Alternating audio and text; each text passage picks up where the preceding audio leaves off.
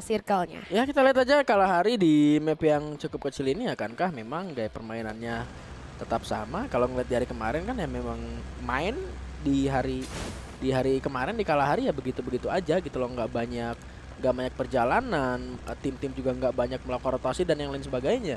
Stay di satu tempat, dapetin glue wall, lalu dapetin resource sebanyak-banyaknya.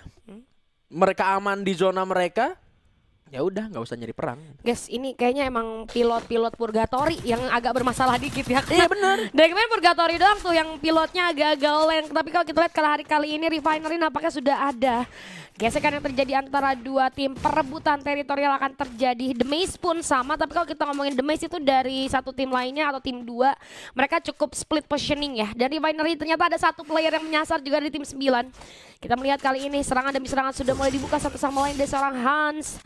Sudah melihat adanya pergerakan daripada musuh. Joel kehilangan beberapa health point namun masih bisa ditahan, cukup banyak obstacle juga. Ternyata itu Onyx Olympus ya guys ya, yang sudah bertabrakan dengan Vesaka. Yes, di arah dari The Maze. Satu orang cukup low kali ini Kang Masak. BS King coba turun ke arah bawah, masih belum dapat satu orang dengan M14. Satu hit terakhir berhasil mendapatkan seorang bocah magang dari Kraken Esports sepertinya.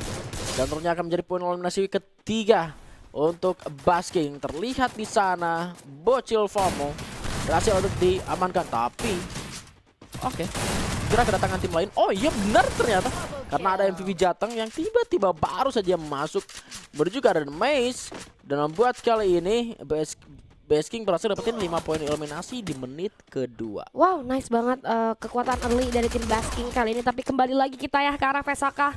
Dan juga ada satu player lainnya. Namun sayang sekali tim Badak pun harus finish di posisi ke-12. Kalau ada 12 tim berarti Fago sudah masuk ya kali ini. Ada. Mungkin karena Bigan tadi udah ngomel-ngomel juga ya, jadi langsung masuk ya. Langsung tim bilang di Fagus. grup tadi. Apa katanya? Woi kemana? Gitu.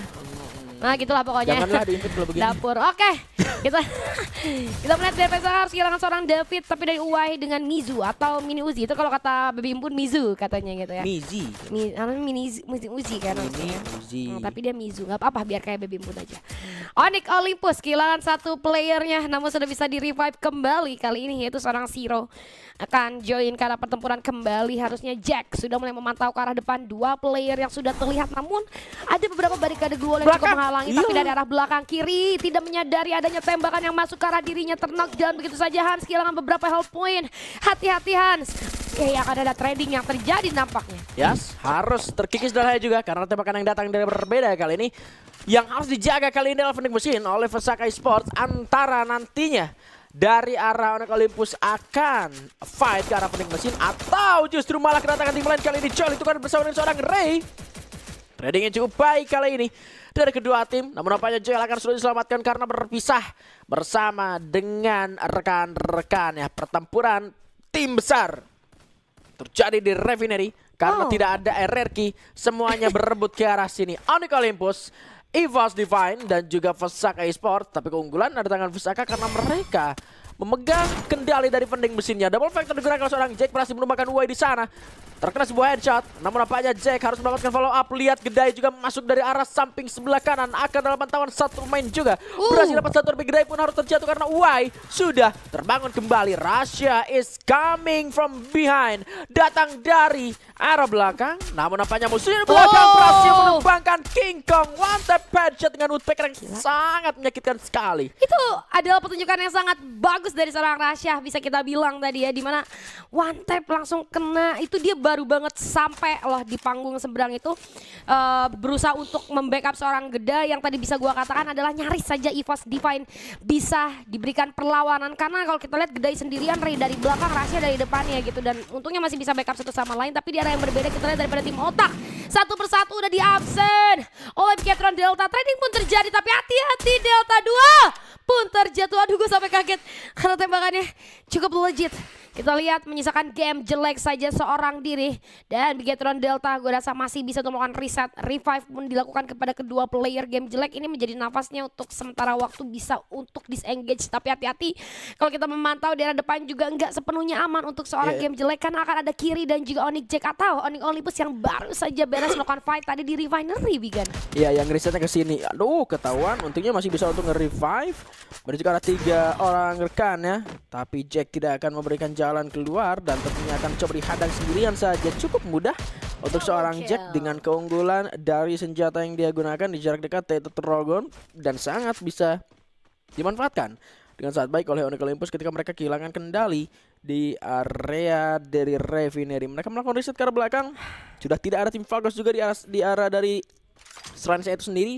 Tapi Bigetron Delta tadi coba melakukan pengejaran menuju ke area dari Shrines, membuat malah sekarang Bigetron Delta yang akan coba ditangkap. Berhasil dapat seorang Jack, ditukar dengan Shiro yang tentunya sepertinya masih bisa untuk di-revive kembali, masih bisa diselamatkan. Bigetron Delta kembali mundur atas keputusan yang salah yang mereka lakukan. Waduh, tapi kalau kita lihat dari notif tadi, PSHK ini benar-benar cukup punya banyak PR ya dari early.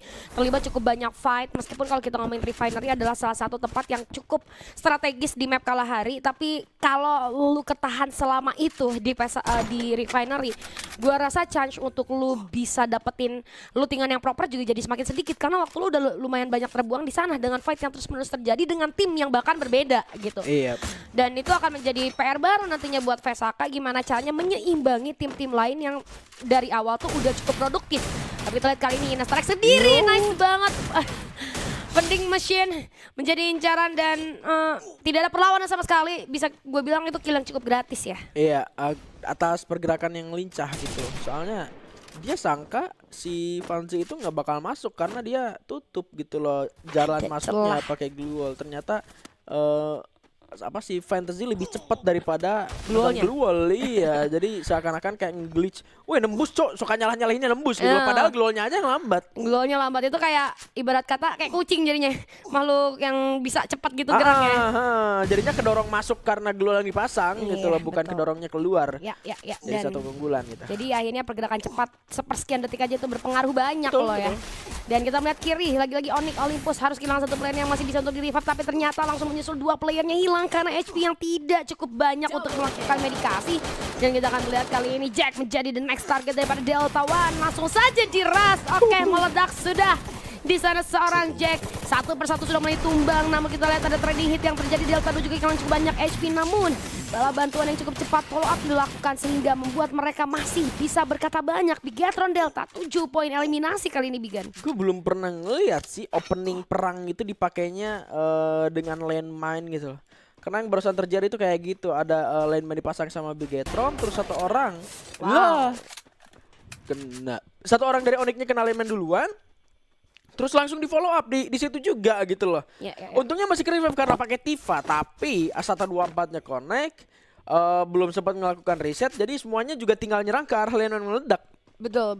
Easy gitu buat teman-teman dari Bigetron Delta-nya. Openingnya cukup bagus lah dengan landmine yang dia gunakan di kondisi yang sebetulnya Bigetron Delta juga nggak baik-baik aja tadi. Iya. Kayak sebenarnya case pakai landmine itu banyak guys. Kalau misalnya, tapi jarang seperti yang Bigan bilang. Iya. Bisa banget kayak misalnya lu pasang di beberapa tempat yang obstacle-nya berdempetan. Iya, terus lupain kadang-kadang. Lupain. Gitu ya, kan? Atau misalnya lu lagi stay di dalam rumah di lantai 2, terus nunggu orang yang datang pasti pasang landmine dulu. Tapi biasanya kalau dalam rumah kayak gitu udah ketebak ya. Udah dicek biasanya. Iya, orang-orang juga nggak sepolos itu. Udah dicek dulu ada landmine apa enggak, atau bahkan musuhnya yang lempar utility duluan, entah kayak eksplosif granat atau mungkin dari flash freeze dan segala macam. Ya, menurut gue yang paling efektif karena pakai landmine itu kalau misalnya posisi obstacle-nya itu cukup berdekatan, jadi jalannya sempit. Pasang landmine itu enak banget sih kayaknya buat awal dari fight yang akan terjadi. Dan VSAK, ya seperti gue bilang, mereka dari early tuh udah berdarah banget nih, Gan. PR-nya banyak banget ini. Iya, dan sekarang mau ngapain dan mau ke arah mana gitu loh. Empat-empatnya pakai mobil. Terus sekarang turun di sini di antara dua tim yang berbeda. Dia udah sadar dari Demise ketembak. Dia tahu juga di samping Demise dia kena tembakan juga. Nah, sekarang milih buat turun di sini. Hans ke area terbuka. Berharap untuk tidak ditembak dan regroup dengan teman-temannya juga ke arah bawah dan ninggalin David. Ini terlalu cepat keputusan untuk VSAK turun di sana gitu loh. Apa yang kamu pikirkan gitu loh, David? Ya mereka harus cepat membuat keputusan ofensif dan juga defensif ya karena Iya. ya yang tadi gua bilang mereka udah kehilangan cukup banyak waktu di refinery Bigan. Jadi setiap move yang selanjutnya mereka lakukan ya harus cepat semua keputusannya. Seperti yang dilakukan dengan tim Todak kali ini di arah The Maze, mereka melakukan pergerakan yang cukup cepat ke arah depan, satu player musuh kelihatan keluar, mereka langsung nyusul keluar karena balik lagi mereka juga masih ada di ujung map yang mana zona sudah mulai membayang-bayangi mereka di arah belakang. Jadi mereka nggak bisa stay long di sana karena takutnya malah mereka yang akhirnya nanti terkena cutting rotation. Beberapa tembakan juga sudah mulai dibuka oleh tim Basking. Basking ini posisinya sebenarnya mereka punya obstacle, tapi balik lagi mereka tuh mau nggak mau nantinya harus keluar yang mana di depan udah ada yang nungguin gitu. Jadi gimana cara jalan keluarnya mungkin pakai mini launchpad ke arah yang sebaliknya tapi akan sedikit sulit dan kita melihat Dewa yang tidak pulang kali ini. Yes. Sayang sekali tiba-tiba dua orang tumbang karena dari belakang ada tembakan dari arah tim Todak. Adrian coba akan menyelamatkan satu orang rekan ya. Karena Yago Jawa berhasil menculik satu pemain dari Dewa United Apollo. Sempat ditukar juga dan sekarang ternyata Yago Jawa akan mundur. Sudah terkena satu hit oleh seorang Kiki. Dengan snipernya dan Adrian akan dikirimkan untuk melakukan sebuah pengejaran. Berhasil merevive dua pemain di sana. Adrian masuk dengan M590 Dar. Masih bisa ditahan. Masih bisa dibuka kembali Glory. Masih ada tembakan balasan yang coba digunakan. Dan akhirnya Adrian yang berhasil mendapatkan Yago Jawa di sana. Oke, Yago Jawa akhirnya salah satu ancaman yang dari tadi menyulitkan Dewa United Apollo. Memang kalau misalnya lu udah ngerasa backstep gitu udah pasti dari support kan. Yang harus lu lakukan adalah bukan cuma hajar yang di depan kalian aja, tapi cari posisi supportnya. Karena segimanapun kamu hajar posisi 3 player yang di depannya, satu yang menjadi supportnya akan tetap ngancem gitu. Makanya udah harus ada plan seperti itu yang dilakukan. Dan ini tim Fagos yang tadi istirahat satu match ya. Ini mau nggak mau 2 game yang tersisa mereka harus all in banget dengan menurut gua bahkan mereka harus punya 20 something point di 2 game ini gitu Kak. Masing-masing ya maksudnya. Bukan 2 game 20 point something, ingat. Iya, Harus punya masing-masing 20 poin di satu game. Dan Foundation, Inastar X Kediri, Rad7 dan kawan-kawan masih cukup kesulitan untuk masuk ke dalam circle karena sudah ada tim Fagos yang mengawasi mereka. Bahkan gue rasa ini lumayan possible, lumayan impossible maksud gue untuk masuk ke dalam circle karena tim Fagos setupnya udah melebar gitu Bigan. Iya, tapi disiplin dari Inastar Kediri membuat mereka sebetulnya masih punya kesempatan untuk bisa masuk menuju ke dalam zona selanjutnya. Dan gue malah semakin ngeliat gitu loh ketakutan dari Inastar Kediri untuk bisa masuk ke dalam zona selanjutnya karena ada kepentingan apa mereka geraknya ke arah luar zona. Iya. Mereka nggak perang, mereka lagi ditembakin dan mereka gerak ke arah terbuka. Ngambil kompon bawah di samping sungai yang udah nggak zona selanjutnya juga. Ujung-ujungnya mereka juga balik lagi ke tempat tadi. Balik lagi ke tempat yang nggak mereka langkahin gitu loh. Iya, mungkin kita tidak mengetahui apa yang terjadi di move mereka yang kedua tadi sehingga membuat mereka kembali lagi ke sana. Dan akhirnya mereka pun harus menjadi tim yang kesulitan untuk masuk ke dalam zona. Tim Fagos juga menurut gue terlalu lama sih tadi nungguin di sana. Ini kan kalah hari juga gitu. Ini zona keempat pula gitu. Dan bahkan kita udah melihat 2 tim tumbang sekaligus. Vesaka yang dari tadi sempat kita bahas berulang-ulang kali, pada akhirnya pun mereka harus berdua aja. Dan kalau kita ngomongin kalah hari di zona keempat yang bahkan mau jalan ke zona kelima, mau nge-revive juga buat apa? Paling cuma jadi tambahan poin eliminasi buat musuh gitu. Aduh. Udah sedikit banget kesempatan buat Vesaka yang bahkan kali ini Fagos akhirnya pun langsung memutuskan untuk melakukan move. Namun udah ada beberapa hujan peluru yang mereka rasakan. Mini launchpad akan dibuka. Apakah keputusan mereka benar? Karena mereka akan melintasi tempat yang cukup terbuka. Untungnya masih ada respon duel yang cukup cepat juga kali ini daripada tim Fagos. Langsung set up dan memberikan pressure terhadap Dewa United Apollo, Bigan. Iya. Ada tembakan balasan juga yang mulai connect ke arah sang Grenadier yang sudah bersiap dengan M79-nya namun terlalu jauh. Dan sekarang posisi mereka hanya memiliki 1 buah compound permanen. Itu pun nggak bisa dimasukin. Mereka cuma bisa berlindung di balik glue wall. Dan tembakan yang akan masuk ke arah mereka itu dari banyak arah. Ini yang harus diuji ketika di meta sekarang harus benar-benar bisa melakukan ofensif seperti yang sekarang dihadapi oleh tim of Fagos. Dan di saat bersamaan dia juga harus ofensif ke arah Dewa United Apollo yang juga akan masuk menuju ke arah pertahanan mereka. Di sisi lain di bagian belakang juga Bigetron Delta still survive, berhasil dapat 1 orang niche di sana. Inastar Kediri juga sangat terancam sekali. Skyler yang menghancurkan global ini oleh para pemain dari Bigetron Delta sama masih bisa bertahan, tapi lihat Dewa United Apollo sayang sekali kehilangan semua pemainnya di tangan Aiden dengan sebuah peluru dari M79-nya. Waduh, Aiden kali ini dengan adanya M79 dan juga yang ia miliki tadi Groza ya, berhasil untuk menutup 2 tim bahkan ya. Dewa sama Bigetron tadi.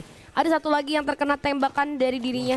Namun Inastar Kediri gak ada escape lane sama sekali. Mereka cuma bisa nungguin aja momennya karena tinggal 1 player yang tersisa. Namun ngomong-ngomong tentang 4 tim yang tersisa, ternyata masih ada EVOS Divine yang tadi kita tidak mencium bau-bau dari mereka. Tiba-tiba ada di top 4 dan bahkan ada beberapa player juga yang berhasil didapatkan oleh mereka. Rasya terkena hit yang cukup parah, kehilangan beberapa health point, namun nampaknya masih bisa diatasi. Kalau kita lihat tim Fagos kali ini menjadi the next target daripada EVOS Divine. Setup sudah mulai dilakukan, 2 arah sekaligus sudah mulai terlihat ada tembakan Steffi yang diaktifkan kali ini oleh 21 Savage. Akan coba untuk memberikan pressure tambahan dari arah belakang, ada Yongs yang sudah mulai disadari. Fagos jangan terbagi 2 fokusnya, karena kalau kita lihat EVOS Divine yang lebih dekat kali ini, 21 Savage akan mundur ke arah belakang, regroup terlebih dahulu, tapi terlihat MC7 Jawa sudah mulai menghantui beberapa hit yang cukup tajam masuk arah dirinya, dan Kraken Esports pun tumbang di posisi keempat. 3 tim tersisa kali ini, 12 poin eliminasi. Flash Freeze cukup mendelay pergerakan daripada seorang Ray, tapi tidak berdampak buruk untuk seorang Ray, dan nice banget Ray di sana, satu flick shot yang ini membuahkan another poin eliminasi untuk EVOS Divine. Fagos kehilangan 1 player, 3 versus 4 kali ini. Rasya masih untouchable, tidak ada yang menotis dirinya, dan tembakan demi tembakan dari seorang Ray membawa EVOS Divine mendapatkan booyah kedua pada malam hari ini. Langsung dikasih lihat, dikasih paham sama EVOS, guys.